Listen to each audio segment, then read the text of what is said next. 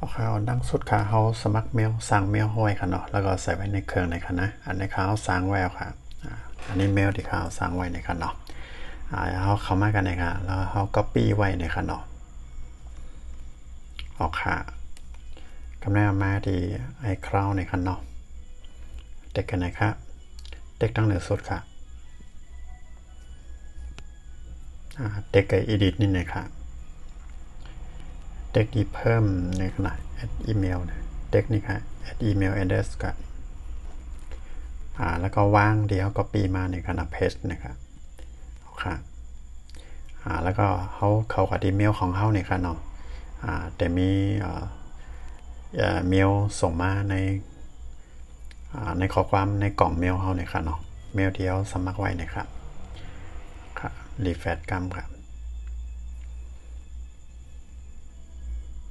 นี่นะคะ Gmail เนี่ยค่ะเนาะ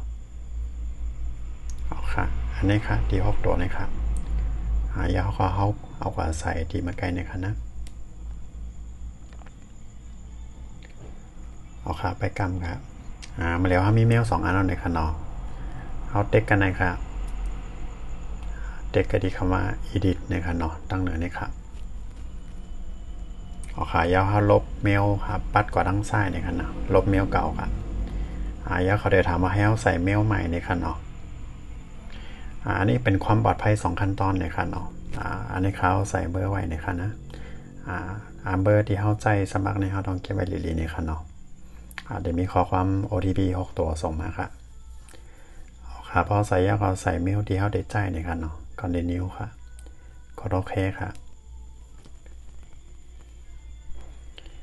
ค่ะมาเร็วของเขาเป็น Apple ID ของเขาเนี่ยค่ะเนาะเขาได้ทำกด yes เนี่ยครับเขาได้ปิดก่อนแล้วก็เขาได้เข้ามาถ้วยใหม่เนี่ยค่ะเนาะค่ะปิดสไลด์ทิ้งครับเข้ามาใหม่ครับเขาได้เข้าครับก็ตั้งในสุดค่ะที่เขาเด็กมาไกลค่ะเนาะนะครับกันนะครับ Apple ID เขาเป็นเมลใหม่ที่เขาใช้ไว้นะครับเป็นนั้นยาวๆค่ะ